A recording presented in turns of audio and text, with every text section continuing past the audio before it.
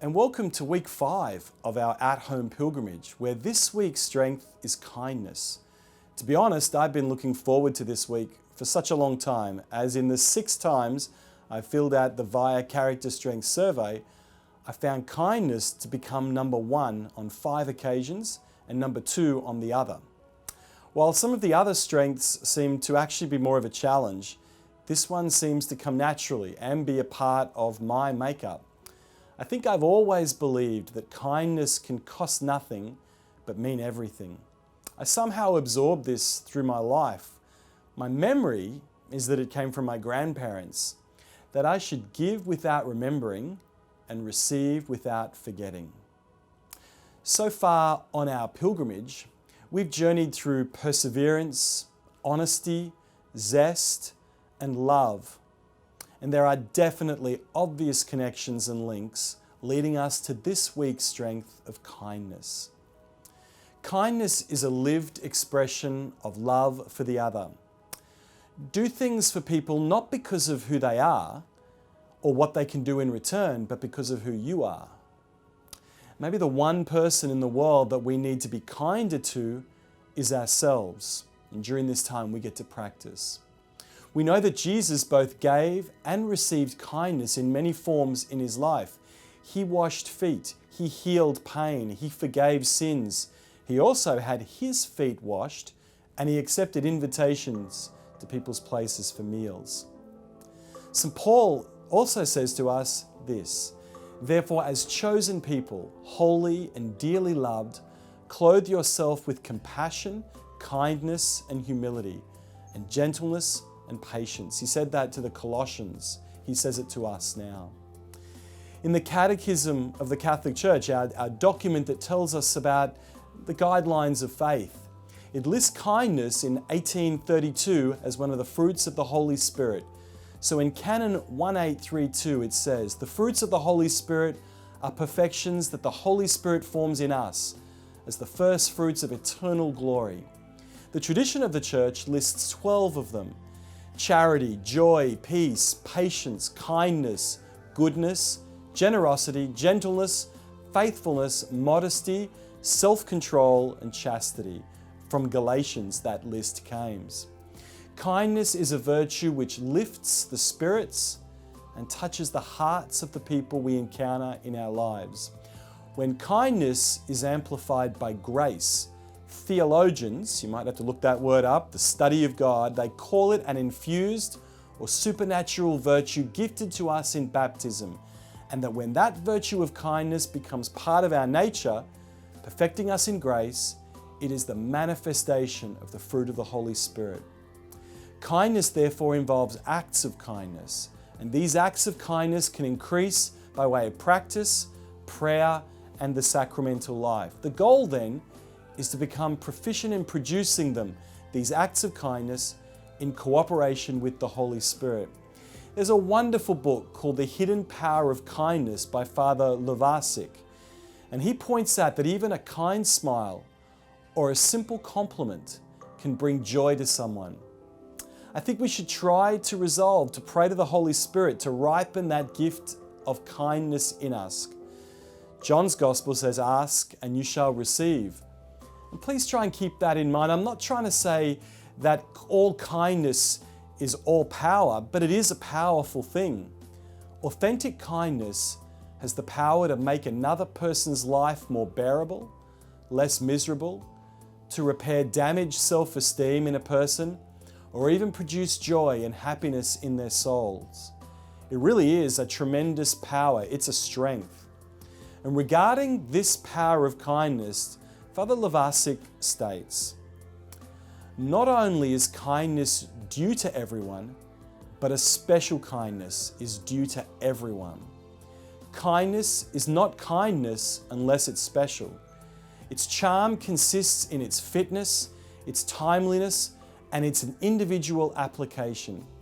Kindness adds goodness and sweetness to everything. It makes life capabilities blossom and it fills them with a smell, a fragrance. Kindness is like divine grace. It bestows on us something that neither ourself or nature can give. What it gives us is something of which we are in need, of something that only another person can give, such as consolation. Besides, the manner in which this is given is actually a true gift in itself, sometimes far better than the actual thing given. The secret impulse out of which kindness acts is an instinct that is in the noblest part of you. It's the most undoubted remnant of the image of God given to us right from the beginning. In Father Levasek's book, he gave 3 simple rules that he thought were the type of things we should do as we want to live kindness. They're actually things we shouldn't do in order for kindness. And he said, don't speak unkindly of anyone.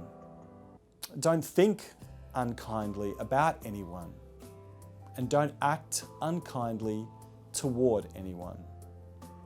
Of course, sometimes there are instances when we have to speak sternly to others. I promise you that's needed at school at times. But we should try and do this with the Holy Spirit's guidance and with the good of the other person in mind. It is the strength of a visible well-being program, catching people doing good, not bad. Of course, kindness of the Holy Spirit is rooted in truth.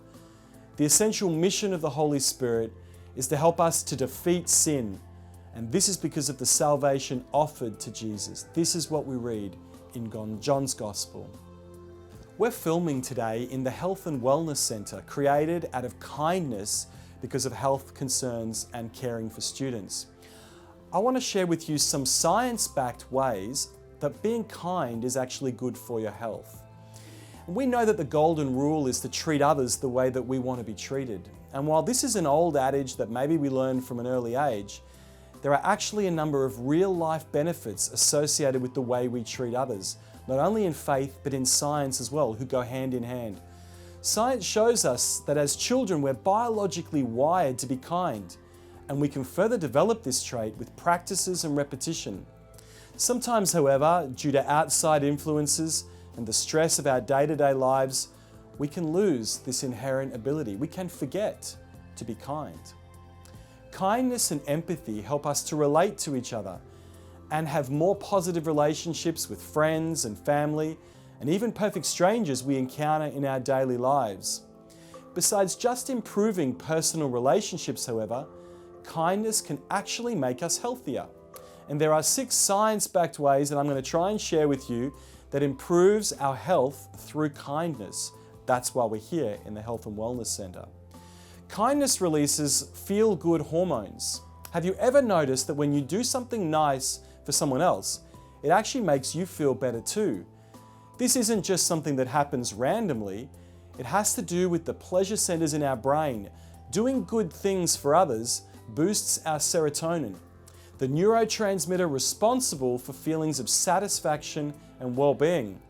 Like exercise, kindness also releases endorphins, a phenomenon known as helper's high.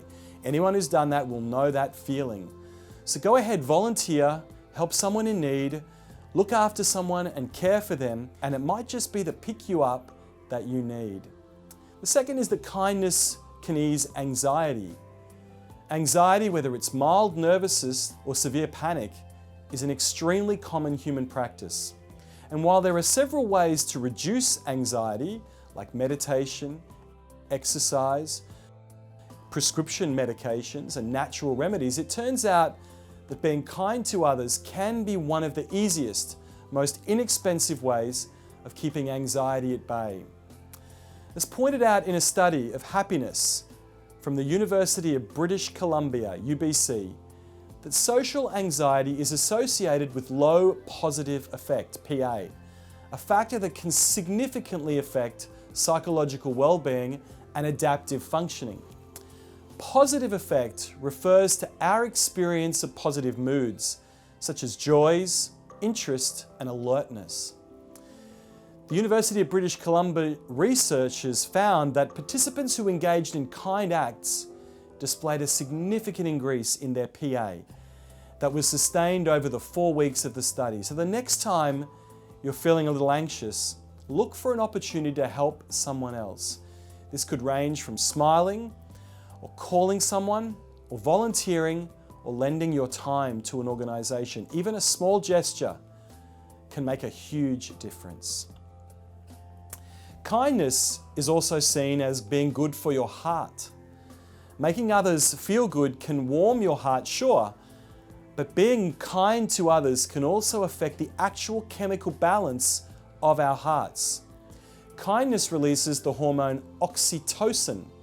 According to Dr. Daryl Hamilton, oxytocin causes the release of a chemical called nitric oxide in blood vessels, which dilates or expands the blood vessels. This reduces our blood pressure.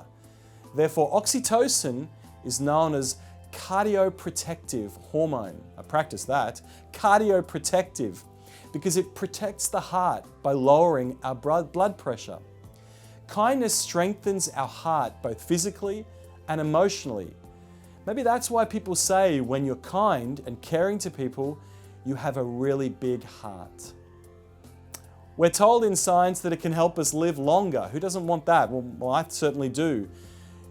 Maybe you're shaking your head at this point and thinking that's not true, that's just being made up. But science, again, can back it up. Health.com.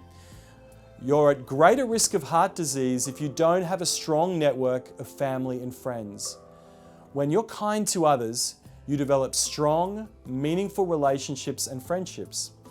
This is a time to go ahead and make new friends, even in this COVID era, to expand your kindness and compassion to the ones that you already have. Kindness can be seen as reducing stress.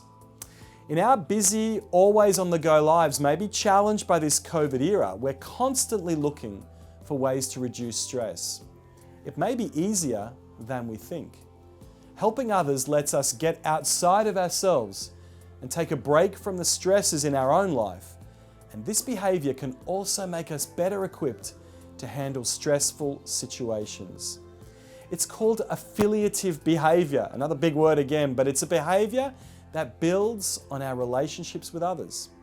Again, according to studies of the effect of this behavior on stress, affiliative behavior may be an important component of coping with stress, and it indicates that this social behavior, action intended to help others, might be an effective strategy for reducing the impact of stress on our functioning.